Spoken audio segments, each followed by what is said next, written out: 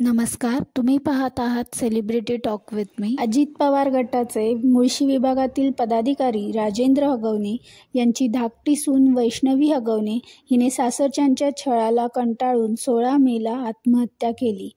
या प्रकरणी आता वैष्णवीच्या मोठ्या जाऊबाई मयुरी हगवणे यांनीही काही धक्कादायक बाबी सांगितल्या आहेत.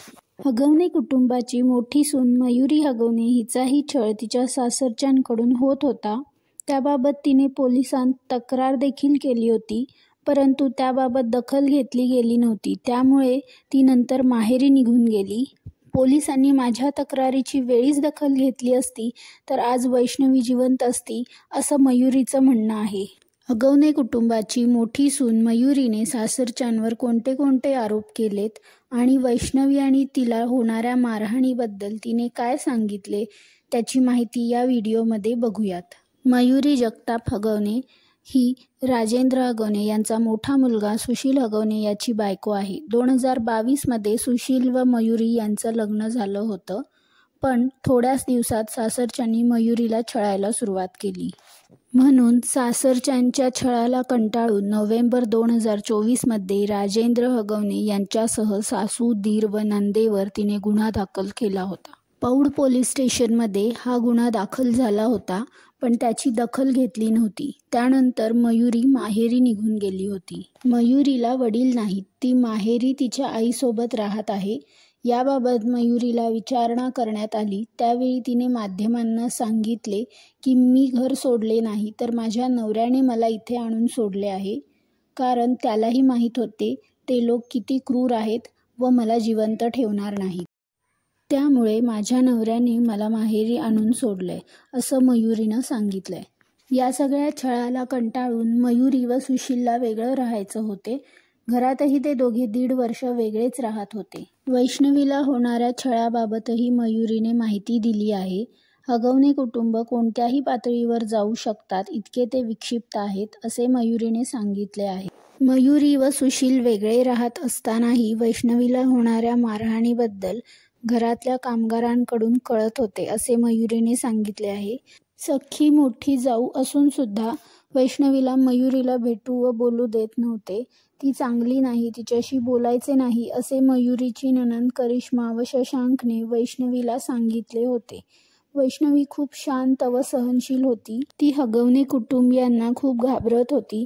त्यामुळे तिला होणारा त्रास तिने मयुरीला कधीही सांगितला नाही. मयुरीने हेही सांगितले की माझा नवरा शशांकला वैष्णवीला त्रास देऊ नको असे वारंवार समजावत होता, पण शशांक त्याला आमच्यात पडू नकोस असं सांगायचा व माझ्या नवऱ्यावरही आरोप केले होते की तुझं काहीतरी आहे म्हणून तू वैष्णवीची बाजू घेतोस. मयुरीच्या दीराने आणि नंदेने तिच्या चारित्र्यावर संशय घेतला होता व सासऱ्यांनी मयुरीवर हात उचलला होता. एवढंच नाही तर हगवणे कुटुंबाने मयुरीच्या नवऱ्यालाही शारीरिक व मानसिक त्रास देऊन त्यांच्या पायावर आणण्याचा प्रयत्न केला होता. मयुरीने असेही सांगितले की माझ्या सासूबाईंनी वैष्णवीच्या आईकडे फॉर्च्युनर गाडीची मागणी केल्याचे मी स्वतः ऐकले आहे. घरात ब्रँडेड गाड्या असल्या की छान दिसतं असं त्या बोलल्या होत्या. शशांकला त्याच्या सासऱ्यांनी मोबाईल, वॉच, गॉगल असं सगळ्याच वस्तू दिल्या होत्या.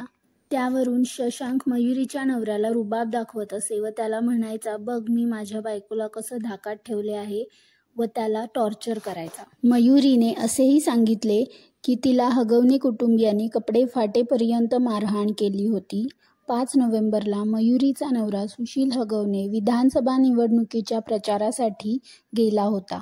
त्याच दिवशी रात्री मयुरी भाऊबीज करून घरी परतली तेव्हा तिचे सासू-सासरे सुशीलला फोनवरून भांडत होते, घाणेरड्या शिव्या देत होते. त्यांचं हे बोलणं मयुरी बाहेर उभी राहून ऐकत होती व ती ते सगळं रेकॉर्ड देखील करत होती. तिची सासू बोलली, मयुरीने आपल्या घराचं वाटोळं केलेलं आहे, पण त्यावर मयुरी शांत बसली. पण त्यानंतर नणंद करिश्मा हगवणे हिने खूप घाण बोलायला चालू केले व त्यावर मयुरीला प्रत्युत्तर द्यायला प्रवृत्त केलं. त्यावर मयुरीच्या सासऱ्यांनी नंदेला उलट उत्तर दिलं म्हणून मारहाण केली व तिचे कपडे फाडले. त्यानंतर सासू व नंदेनेही तिला मारहाण केली. त्यानंतर मयुरीच्या मोबाईलमध्ये रेकॉर्डिंग सुरू होतं हे शशांकने पाहिले होते. तेव्हा त्याने मयुरीला मारहाण करून तिच्याकडून मोबाईल हिसकावून घेतला व तो पळू लागला. त्यानंतर मयुरीही त्याच्या मागे धावली, कारण त्या मोबाईलमध्ये सगळे पुरावे होते. पण तो गाडीत बसून पळून गेला. नंतर मयुरी कपडे फाटलेल्या अवस्थेत रस्त्यावरून जात असल्याचं एका CCTVमध्येही आढळून आलंय. त्यानंतर मयुरी या सगळ्याची पौड पोलीस स्टेशनमध्ये तक्रार द्यायला गेली. पण सुरुवातीला तिची तक्रार कोणी घेतली नाही. पण ती तक्रार देण्यावर ठाम राहिली. त्यामुळे मध्यरात्री पोलिसांनी तक्रार दाखल करून घेतली. त्यावेळी तिच्या सासरचे 2 दिवस फरार होते. त्यानंतर नणंद करिश्मा हगवणे हिने मयुरीची आई व भावाविरोधात मारहाणीची खोटी तक्रार दाखल केली. ही तक्रार पोलिसांनी दाखल करून घेतली. त्यानंतर दोन्ही कुटुंबाकडून पैसे घेऊन हे प्रकरण दाबण्यात आलं. पोलिसांनी त्यावेळीच दखल घेतली असती तर आज हे सगळं घडलं नसतं, असं मयुरीचं म्हणणं आहे. वैष्णवीला बाळ झाल्यानंतरही त्यांना बाळाला बघू दिलं नाही. आजपर्यंत आम्ही फोटोतच बघितलं, असे मयुरीने सांगितले. वैष्णवीच्या मृत्यूनंतर त्या बाळाचेही हाल होत असल्याचे सांगितले आहे. ज्याच्याकडे वैष्णवीचं बाळ होते तो निलेश चव्हाण, त्याच्या विरोधातही मयुरीने आधी तक्रार केली होती. तो मयुरीची नणंद करिश्माचा मित्र आहे. तो कायम घरच्या भांडणात असायचा. मयुरीने हे देखील सांगितलं, आमच्या दोघींवर अत्याचार व्हायला कारणीभूत आमची नणंद आहे. त्यांच्या घरात सासू सासऱ्यांपेक्षाही नंदेच्या सांगण्यावरून सगळं व्हायचं. त्या दोघींना साडी जरी घेतली तरी त्यावरून बोलायची. सासूने प्रेमाने बोलले की ती त्यांना ओरडायची, त्यांचे लाड करत जाऊ नको म्हणून सांगायची. मयुरीने तिला मारहाण झाल्याचे काही फोटोही माध्यमांना दाखवले आहेत. वैष्णवीला न्याय मिळालाच पाहिजे आणि यांना कठोर शिक्षा मिळायला पाहिजे, असे मयुरीचे म्हणणे आहे. मयुरीच्या आई आणि भावानेही माध्यमांशी बोलताना सांगितले की तिला लग्न झाल्यावर लगेचच छळ करायला सुरुवात केली. त्यावेळी पोलिसांनी प्रकरण दाबले होते. पण आता वैष्णवीला न्याय मिळायला हवा, असे त्यांचे म्हणणे आहे. वैष्णवी हगवणे प्रकरणात मयुरीने माध्यमांसमोर येऊन हगवणे कुटुंबाकडून झालेल्या अत्याचाराबद्दल सगळीच माहिती दिली आहे. पण मयुरीच्या नवऱ्यालाही दीर, सासू सासरे व नणंद हे त्रास देत होते व तो वैष्णवीची नेहमी बाजू घ्यायचा, असं मयुरीचे म्हणणे आहे. या सगळ्या प्रकरणाबद्दल तुम्हाला काय वाटतं हे खाली कमेंट करून नक्की सांगा.